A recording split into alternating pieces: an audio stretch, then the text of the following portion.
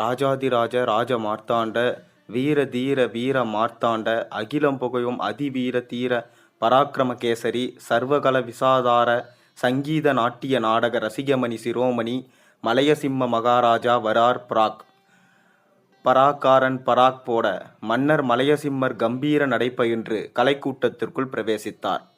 அருங்கலை பொருட்கள் அனந்தமாக சேகரித்து வைக்கப்பட்ட கலைக்கூடம் அது. அதில் இல்லாத கலை செல்வங்கள் அவனியில் இல்லை என்றே சொல்ல வேண்டும். கவிநூறு சித்திரங்கள், எகுலுற சமைக்கப்பட்ட சிலைகள், பார்ப்பவர் பிரமிக்கும் வண்ணம் படைக்கப்பெற்ற பஞ்சலோக பிம்பங்கள், பாரதத்தின் பண்டைய பெருமையை பறைசாற்றும் பற்பல கலை செல்வங்கள் அங்கே கொலு வீற்றிருந்தன. ஆண்டுதோறும் அரசனின் பணியாட்கள் என் திசைக்கும் சென்று அகப்படும் அருங்கலை செல்வங்களை குவிப்பார்கள். ஆண்டில் ஒரு நாள் மன்னர் அவற்றை பார்வையிட கலைக்கூட்டத்திற்கு விஜயம் செய்வார். அது அந்த அரசாங்கத்தின் சம்பிரதாயம். அன்றும் அதே நன்னாள் பொன்னாள் திருநாள். அலங்காரத்துக்கு கேட்க வேண்டுமா? கலைக்கூடம் சொர்க்கபுரியென திகழ்ந்தது. மன்னர் மலையசிம்மர் திக்கெட்டும் புகையெட்ட 70 கோடைகளை கண்டவர். புவியோர் பேரதிசயப்படும் வண்ணம் செங்கோல் ஓச்சி வந்த பேரரசர் கலையின் கருவூரமாக தம் நாட்டை திகழச் செய்ய கலையன்பர் நீதிக்கும் நேர்மைக்கும் தர்மத்துக்கும் நியாயத்துக்கும் உறைவிடமாக விளங்கிய பெருந்தகையாளர். தெய்வ பக்தியிலே திகைத்து அடியார்க்கும் அடியாராக அடிபணிந்து வாழ்பவர். அத்தகைய மன்னரின் கலைக்கூடத்தை காண வருகிறார் என்றால் அலங்காரத்துக்கும் அணிக்கும் கேட்கவா வேண்டும்? மன்னர் ஒவ்வொரு பகுதியாக ஒவ்வொரு பொருளாக ஆற அமர இருந்து பார்த்து ரசித்தவாறே நடந்தார். பஞ்சலோக படிமங்கள் வைத்திருந்த பகுதிக்கு வந்ததும் விக்கிரகங்களில் சிலவற்றை பார்த்தார். பிரமித்து நின்றுவிட்டார். பேசும் சித்திரங்களாக வீற்றிருந்த விக்கிரகங்களை தாண்டி செல்ல மனம் ஒப்பவில்லை. எந்த ஸ்தம்பதியின் கைவண்ணம் இப்படி கலையுருவங்களாக உயிர் பெற்று திகைகிறது? அதோ நிற்கும் கல்யாண சுந்தரர் நித்திய கல்யாண மூர்த்தியாக காட்சியளிக்கிறார்.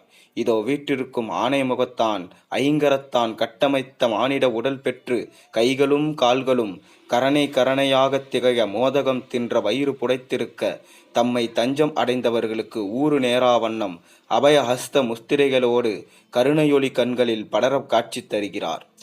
அதோ அந்த வில்லேந்திய ராமன் பிராட்டியும் இளையவனும் இரு பக்கங்களையும் நிற்க சாந்தமே உருவாக நிற்கிறார். பக்கத்தில் நிற்கும் பிராட்டியின் ஒரு கை கீழ் நோக்கி எதை சுட்டி காட்டுகிறது? இறைவனான ராமனின் அருட்பாதங்களை சரணடைவதல்லால் கதியில்லை என்பதை சுட்டி காட்டுகிறதோ? இல்லை இல்லை. அதோடு கால் அமைப்பிலே ஸ்தம்பதியின் கை வண்ணத்தை கண்டு கழிப்பா என்று கூறுகிறது. பஞ்சலோகத்திலான மூர்த்தியாக இருந்தாலும் புறங்கால்களிலேயே நரம்பு ஓடுவதை அந்த ஸ்தம்பதியினால் எப்படி தத்ரூபமாக காட்ட முடிந்தது? காலழகை காண கோடி கண்கள்தான் வேண்டும்.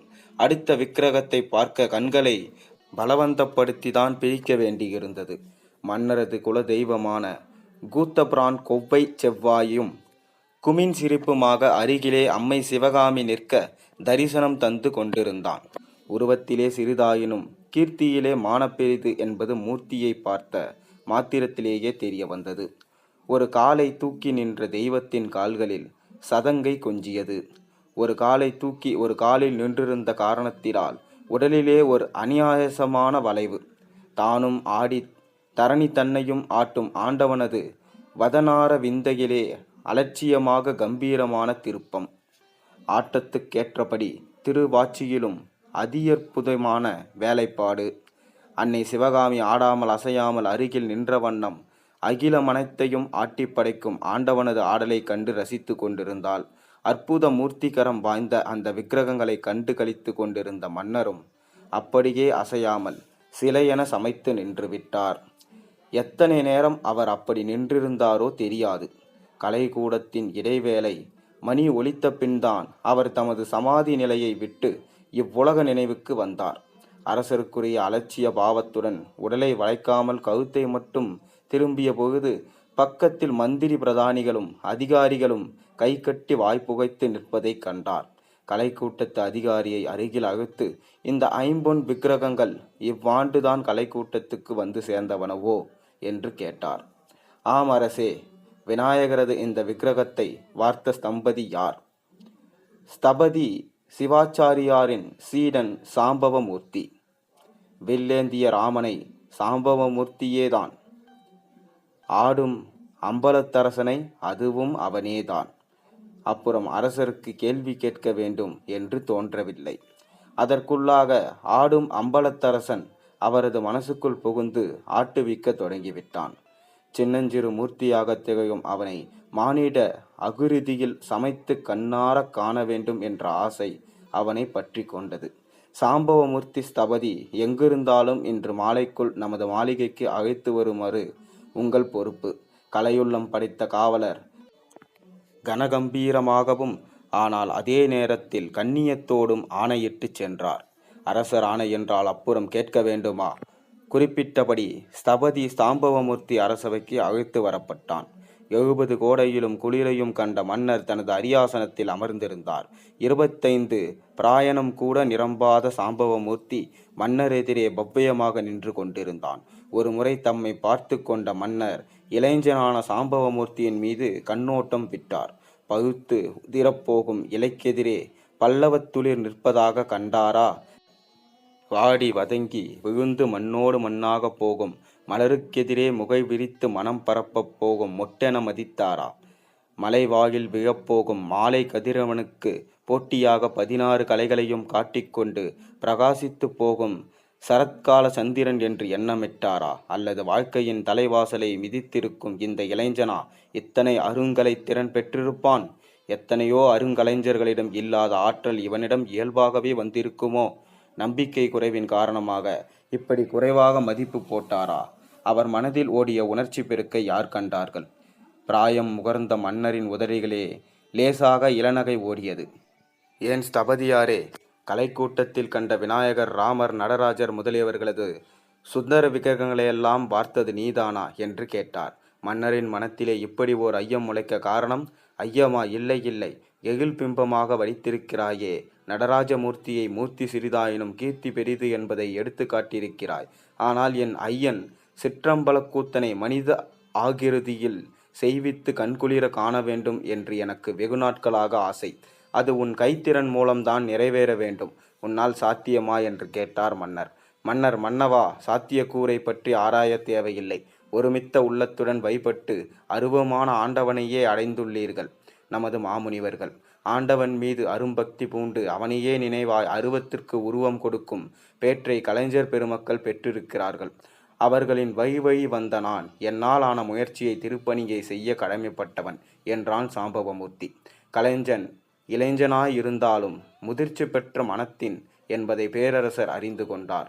காலம் கடந்த கலைப்பொருளுக்கு கால வரையறை ஏற்படுத்துவது உசிதமில்லைதான். ஆயினும் என் பிராயமும் ஆசையும் கண்மூடுவதற்கு முன்னால் கலை தெய்வத்தை கண்டுகளிக்க வேண்டும் என்ற அவாவை கிளறிவிட்டுள்ளன. அடுத்த ஆணி திருமஞ்சனத்திற்குள் முடித்து தர இயலுமா அல்லவா என்று கேட்டார். ஆண்டவன் அருளும் அரசர் சித்தமும் பக்க துணையிலிருந்து உதவும் என்றால் முடித்து தருவது ஒரு சிரமமா என்றான் ஸ்தாம்பவமூர்த்தி. அவனுக்கு வேண்டிய வசதிகள் அனைத்தும் செய்து தருமாறு அமைச்சர்களுக்கு ஆணையிட்டு விட்டு அரியாசனத்திலிருந்து எழுந்தார் அரசர் மலையசிம்மர். அந்த காலத்தில் ஸ்தபதி சிவாச்சாரியாரின் புகழ் 8 திக்கும் பரவியிருந்தது. அவர் விக்கிரகங்கள் வார்ப்பதிலே தன்னிகரற்றவர், சிறந்த பக்திமான், அருவமான ஆண்டவருக்கு உருவம் கொடுத்து உலகோரை வைபட செய்யும் அற்புதமான ஸ்தபதியாக கலையினை ஆர்வமுடன் முறையோடு பயின்றவர், உலோகக் கலவையில் சேர்ந்தவர். எந்த உலோகத்தை எந்த கணக்கில் கலந்தால் விக்கிரகத்திற்கு என்ன நிறம் வரும் என்பதெல்லாம் அவருக்கு தண்ணீர் பட்டபாடு. விக்கிரகங்கள் வார்ப்பதற்கான சாமுத்திரிகா லட்சணங்களில் அதிநிபுணர் அவர். அவருக்கு ஒரே மகன் இல்லை. தமக்கு ஆண் வாரிசு இல்லாததால் வழி வந்த விக்கிரக வார்ப்பு கலை தம்மோடு அஸ்தமித்துவிடப் போகிறதே என்று ஏங்கினார். மகளுக்கு கிடைக்கப் போகும் மணாளனாவது இந்த கலையில் தேர்ந்தவனாக இருந்தால் சிறிது சமாதானம் பெறலாம் என்று எண்ணினார். அவரது ஏக்கத்தை வென்பதற்கே போல் சாம்பவமூர்த்தி அவரிடம் அக்கலையை பயிலும் சீரனாக வந்து சேர்ந்தான். அவனது ஒழுக்கம், அவனது அறிவாற்றல், அவனது பக்தி எல்லாவற்றையும் சேர்த்து அவரை ஆட்கொண்டன.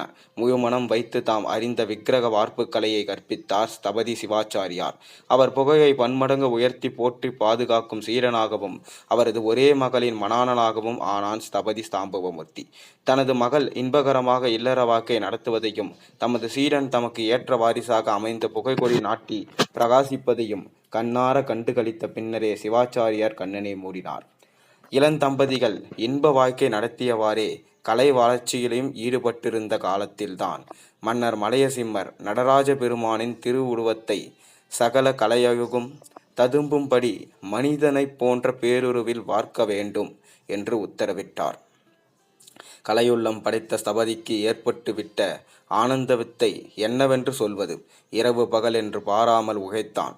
நாளடைவில் உணவை மறந்தான், உறக்கத்தை மறைந்தான், இளம் மனையாளை மறந்தான், ஏன் தன்னையே கூட மறந்தான். ஆனந்த நடராஜரின் நினைவை தவிர வேறு நினைவில்லை அவனுக்கு. தில்லைக்கூத்தன் மனித ஆகிருதியில் மனத்தில் இடம்பெற்று அவன் மனத்தையே நின்று விட்டான். இதய அரங்கத்திலே வைத்து மனம் எண்ணியபடியெல்லாம் அவனுக்கு சிங்காரிப்பதையே தன் வாழ்வாக கொண்டு விட்டான் ஸ்தபதி. இளம் மனைவியின் உள்ளத்திலே எத்தனை இன்ப நினைவுகள் எழுந்தன, ஏக்க பெருமீட்சிகள் பிறந்தன. பேரின்பத்திலே லயத்துவிட்ட அவன் அதன் மூர்த்திகலத்திலேயே ஒன்றுவிட்டான். அவன் வார்க்கவிருக்கும் விக்கிரகத்திற்கு தெய்வ சாந்தின்யம் வர வேண்டுமென்றால் என்ன ஆசிரிய நியமங்களை எப்படியெல்லாம் அனுஷ்டிக்க வேண்டுமோ அப்படியெல்லாம் இம்சிக்க கூட தவறாமல் அனுஷ்டித்தான். விக்கிரகம் வார்ப்பதற்குரிய அச்சை பலமுறை நுணுக்கமாக ஆராய்ந்து தட்டி கொட்டி சமைத்து கொண்டான். அப்புறம் ஐம்பொன்களை உருக்கி அளவோடு கலந்து மகு கொதிக்க வைத்தான். அச்சிலே மகுவை ஊற்றி விக்கிரகம் பார்த்தான். மகு ஹாரி விக்கிரகமாக சமைவதற்கு எத்தனை நாட்கள் தேவையோ அத்தனை நாட்கள் ஆண்டவனின் நினைவாகவே வாழவிருந்து அச்சிருந்து விக்கிரகத்தை அப்புறப்படுத்தினான். அவன் மனதிலே ஆனந்த நர்த்தனம் புரிய நடராஜன் அப்படியே சிலை வடிவில் இறங்கி வந்திருப்பதாக அவனுக்கு படவில்லை. எங்கோ ஏதோ குறை இருப்பதாக தோன்றியது. மீண்டும் மீண்டும் வார்த்தான். மீண்டும் மீண்டும் குறையையே கண்டான். அப்படியும் அந்த கலைஞன் உள்ளம் சோரவில்லை, மனம் தளரவில்லை. அசையாத நம்பிக்கையுடன் ஆனந்த கூத்தனின் அற்புத வடிவத்தை சமைப்பதிலேயே முனைந்தான். தோல்வியுற அவன் நெஞ்சம் உறுதிப்பட்டது. விக்கிரகத்தை வார்த்தே தீருவது என்ற திட நம்பிக்கை வலுப்பெற்றது. சின்னஞ்சிறு உருவத்தில் தில்லை நடராஜனது உருவத்தை பார்த்த நாள் முதல் மன்னருக்கும் ஒரே நினைவு, மனித ஆகிருதியில் அம்பலத்தரசனை கண்டு கழித்து விட வேண்டும் என்ற ஒரே ஆசை, ஒரே ஆத்திரம். அதனால் தினமும் பொழுது விடிந்தால் பொழுது போனால் ஸ்தபதியின் வேலை எம்மட்டில் இருக்கிறது என்று விசாரித்து வந்தார். ஒவ்வொரு முறையும் ஒவ்வொரு குறை ஏற்பட்டு வருவதாகவே அவர் காதுகளுக்கு செய்தி எட்டியது. என்னதான் பொறுமைசாலியாக இருந்தாலும் வயது ஏற ஏற பொறுமை குன்றிவிடுகிறது. நினைத்த காரியம் நிறைவேறவில்லை என்றால் ஆத்திரம் மூழுகிறது. இந்த மானிட இயல்புக்கு மன்னரும் தப்பவில்லை. அதோடு அவர் மனத்திலே அந்த சந்தேகம் முளைத்து வளர்ந்தது. மன்னரின் மனத்திலே இப்படி ஓர் ஐயம் முளைக்க காரணம் என்று அன்று ஸ்தபதி ஸ்தாம்பவமூர்த்தி கேட்டானே, உண்மையில் அவனுக்குத்தானே முதலில் அத்தகைய சந்தேகம் வந்தது. அதனால் அவன் திறமையற்றவன் தானோ, சிறந்த ஸ்தபதியே இல்லையோ, பிரசித்தி பெற்ற சிவாச்சாரியாரின் கைத்திறனை தன் கைத்திறன் என்று பொய்யுரைத்து தான் பெரியவனாக பார்க்கிறானோ. நாளுக்கு நாள் அவன் சமைத்து வரும் விக்கிரகங்களே ஏற்படும் குறைகளை கேட்க கேட்க அவருடைய சந்தேகம் வலுத்து விஸ்வரூபம் எடுத்தது. அருவமான ஆண்டவன் உருவம் பெற்று விஸ்வரூபம் எடுத்தது போல் சந்தேகமும் பொறுமையின்மையும் சேர்ந்து தயால சித்தம் படைத்த அவரை கல் நெஞ்சராக்கிவிட்டன. இன்னும் 1 மாதத்திற்குள் தாம் கூறியது போல நடராஜ விக்கிரகம் வார்க்கப்படவில்லை என்றால் ஸ்தபதிக்கு சிராஞ்சை என்று நெஞ்சை வைரமாக்கிக் கொண்டு கடும் தண்டனை விதித்து விட்டார். கருமமே கண்ணாயிருந்த ஸ்தபதிக்கு அரசனின் இந்த ஆணை பொருட்படுத்தி சிந்திக்க நேரமில்லை. பார்க்க போனால் உண்மையில் அவன் மன்னருக்காகவா அந்த சிலையை வார்க்க ஒப்புக்கொண்டான்? அரசரது சொற்கள் அவனை கலைப்படைப்பில் இறங்க ஊக்கினவே ஒழிய வேறு என்ன செய்தன? அவன் தன் கடன் பணி செய்து கிடப்பது என்றல்லவா கலை தெய்வத்தை படைக்க முயன்று கொண்டிருக்கிறான். ஆனால் அவனது இளம் மனைவியோ அரசரது ஆணையை கேட்டு அப்படியே நிலை குனித்து விட்டாள். இந்த கல் நெஞ்சக்காரரையோ மக்கள் கருணையே வடிவானவர், நீதியே உருவானவர் என்றெல்லாம் புகழ்கிறார்கள். அவருக்கு பிடித்த ஒரு காரியத்தை ஒருவனால் செய்ய முடியவில்லை என்றால் அதற்கு அவன் உயிரை பிணையமா வைப்பது? இது எந்த ஊர் நியாயம்? இந்த கொடுங்கோலர் ஒய்ய மாட்டாரா என்றே எண்ணினாள். பிறருக்கு தீங்கு நினைத்து அறியாத அவன் நெஞ்சம் கணவனுக்கு வந்த கஷ்டத்தை நினைத்தபோது இப்படி பெருமியது. தன் கணவனிடம் சென்றபோது, நீங்கள் விக்கிரகம் பார்த்தது, புறப்படுங்கள், இந்த கொடுங்கோலரின் நாட்டை விட்டே நாம் வெளியேறி விடுவோம் என்றார். சிவகாமி, நான் மன்னருக்காகவா விக்கிரகம் பார்க்கும் இந்த தெய்வ கலையை கற்றேன்? அல்லது எனக்காகவா சுயநல நோக்கத்தோடு கொண்டு கற்றேனா? கலைக்காக, கலை ஞானத்துக்காக, வாழ்வுக்காக, மன்னருக்காக, மக்களுக்காக என்றெல்லாம் வரையறுத்து கூறுகிறார்களே. அறிவறிந்த மக்கள் எனப்படுவோர் என்னை கேட்டால், கலை இவை எல்லாவற்றுக்கும் மேம்பட்டது. காலத்துக்கும் கோலத்துக்கும் அப்பாற்பட்டது. மனிதனுக்கும் தெய்வத்துக்கும் இடையே உள்ள மடுவை தூர்த்து மனிதனாகவே சிரஞ்சீவியாக தெய்வமென புகைப்படைத்து வாழ செய்வது என்பேன். என் தலையை போவதென்றாயிருந்தாலும் என் கலை செயலை புரிந்தவாற்றே கடைசி மூச்சை விடுவேன். கவலைப்படாதே, என் இந்த மண்ணுடம்பு அழிந்தாலும் புகை உடம்பு அழியாது என்று கலை வேதாந்தம் பேசினான் சாம்பவமூர்த்தி. இதையெல்லாம் அவனது பேதை மனம் புரிந்து கொண்டால்தானே. அஞ்ஞானம் அவள் வாயை எப்படியெல்லாமோ கிளறி கொட்டி மூடியது. மன்னர் வைத்த கெடு நெருங்கிவிட்டது. அன்று மாலைக்குள் மன்னர் கூறியபடி நடராஜர் விக்கிரகம் உருவாகவில்லை என்றால் மறுநாள் சூரியோதத்தை காண சாம்பவமூர்த்தியின் உயிர் இவ்வுலகில் இராது. தலை தரையை முத்தமிட்டு கொண்டிருக்கும். சாம்பவமூர்த்தியின் கலை சபைகளிலே ஒரு புறம் அச்சிலே வார்க்கப்பட்ட சிலை ஆறிக்கொண்டிருக்கிறது. இன்னொரு புறம் தகதகவென எரிந்து கொண்டிருந்த அடுப்பிலே பெரும் பாத்திரங்களில் மகு தளதளவென கொதித்து கொண்டிருந்தது. நம்பிக்கையே மூச்சாக கொண்ட கலைஞன் கொலைக்கு அஞ்சுவானா? உயிர் போகும் தருணத்தில் அழகியதொரு நடராஜ விக்கிரத்தை சமைத்து முயல்வது என்று தான் முன்பே தயாரித்து வைத்திருந்த புது அச்சின் கலை நுணுக்கங்களை பரிசோதித்து கொண்டிருந்தான். ஆறிக்கொண்டிருந்த விக்கிரகம் சரியாக உருப்பெற்றால் சரி, இல்லாவிட்டால் இன்னொரு புதிய விக்கிரகம் என்ற முனைப்பு பணியாற்றி கொண்டிருந்த அவனிடம் காணப்பட்டது. அவன் மனைவி சிவகாமிக்கோ ஒரே கவலை. தன் கணவன் சிராஞ்சைக்கு உட்படாமல் உயிர் தப்பி பிழைத்தால் போதும் என்ற ஒரே சிந்தனை. அரசர் வைத்த கெடு நெருங்க ஊன் உறக்கம் இன்றி கணவனின் கலைச்சாலையே கதியென்று இருந்தாள். மாலை மஞ்சள் வெயில் மறைய மறைய அவள் மனநிலை தடுமாறிவிட்டது. மேற்றிசையிலே படர்ந்த செக்கர் வானத்தை கண்ட அவளுடைய மனத்திரையிலே யமங்கிங்கார் போல கொலைக்காரர்கள் கையில் சுருக்கு நிறைந்த கொலைவாள் ஏந்திய வண்ணம் வரும் காட்சி தெரிந்தது. அடுத்த கணமே தன் கணவனின் செங்குருந்தி பூமியில் பாய்ந்தோட செக்கர் வானத்தோடு போட்டியிடுவதாக தோன்றியது. அவள் வாய் கூச்சலிடக்கூட சக்தியற்று போய் அடைத்துவிட்டது. அவள் தன் நிலை மறந்து மயங்கிவிட்டாள். அம்மா, தாயே, யாரோ கூப்பிடும் குரல் கேட்டு துணுக்குற்று கண்விகுத்தாள். கொட்டென சற்றும் முற்றும் பார்த்தவள் எதிரே பகுத்த கிழவரும் கிழவியும் நின்று கொண்டிருந்தார்கள். கிழவரின் கால்களிலோ தரையில் பாவவில்லை. வெடவெடவென்று நடனமாடிக் கொண்டிருந்தன. தலைமயிரோ மட்டை நாரென பரட்டையாக பறந்து விரிந்திருந்தது. கண்களில் மட்டும் அசாத்திய பேரொளி. அம்மா, தாயே, அவள் தலை நிமிர்ந்து பார்த்தாள். அவனோ தன்னுடைய காரியத்திலேயே கண்ணாயிருந்தான். கிழவர் கிழவியை தலை உயர்த்தி கூட பார்க்கவில்லை. என்ன? அவள் வாய் திறந்து கேட்கவில்லை. முகம் மட்டும் கேள்விக்குறியை எழுப்பியது. நெடுந்தூரத்திலிருந்து நாங்கள் வருகிறோம் அம்மா. அதற்கென்ன? வாய் கேள்வியை உதிர்க்கவில்லை. விழிகளோ உதிர்த்தன. தாகம் தாங்க முடியவில்லை. வறட்சி உயிர் போகிறது. கொஞ்சம் குடிக்க தண்ணீர் கூட தரமாட்டியா? உங்களால் முடியுமா என்று கேட்டாள். அப்போது அவளுக்கு இருந்த மணலில் எழுந்து சென்று நீர் எடுத்து வர இசையவில்லை. கணவனது உயிர் ஊசலாடுகிறது. அவனோடு தன் உரையும் மாய்த்து கொள்வதென்று தீர்மானித்து விட்ட அவளுக்கு யார் உயிர் போனால் என்ன, இருந்தால் என்ன? உலகமே வெறுத்து விட்ட பின் அவள் யாரை லட்சியம் செய்ய வேண்டும்? இங்கே எங்கள் உயிர்தான் போகிறது. இது தண்ணீர் பந்தலோ தர்ம சத்திரமோ இல்லை. வழியில் போகிறவர்களெல்லாம் தண்ணீர் ஊற்றி கொண்டு கொடுப்பதற்கு. போங்கள் போங்கள் என்று உள்ளத்தோடு சேர்த்து வாயும் வெறுப்பை உமிழ்ந்தது. சிவகாம சுந்தரியாக திகழும் நீ இப்படி அழுத்து கொள்ளலாமா? ஆத்திரப்படலாமா? குடிக்க கொஞ்சம் தண்ணீர் கொடு அம்மா. கோடி புண்ணியம் உண்டு என்று கிழவி கெஞ்சினாள்.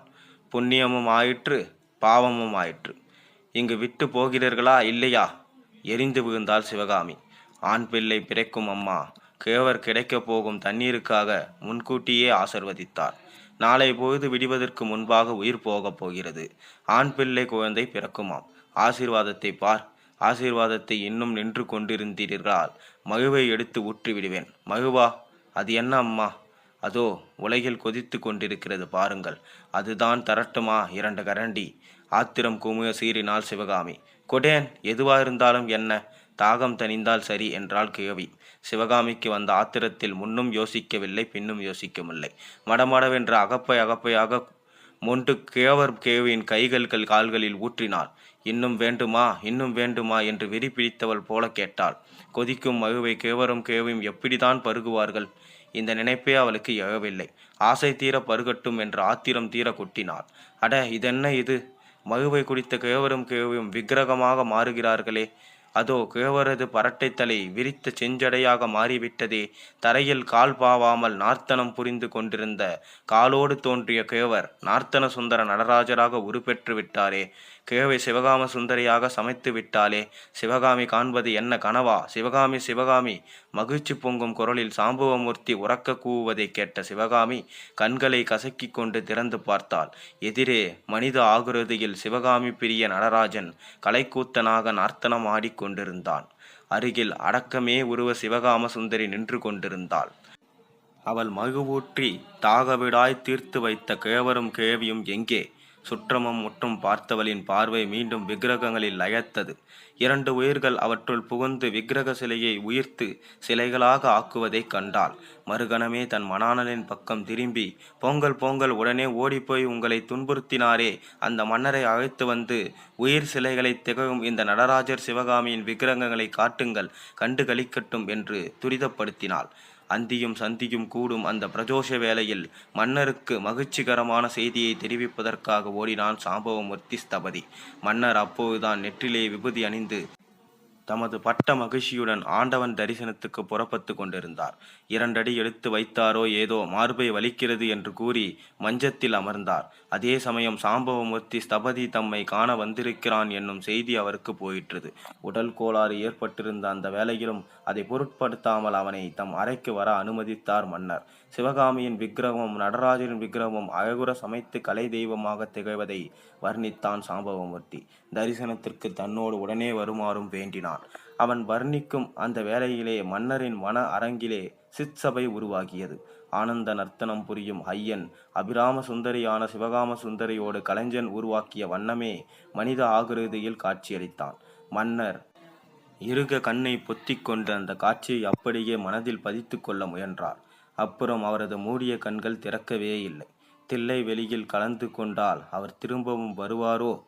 உண்மை கலைஞனின் உயிர் படைப்பு கலை சிகரத்தின் உச்சத்தை அடைந்து விட்டால் அத்துடன் தெய்வத்தையும் தெய்வத்தின் செயலையும் இணைத்து கூறுவது பாரதத்தின் பண்டைய காலத்து கலைமரபு.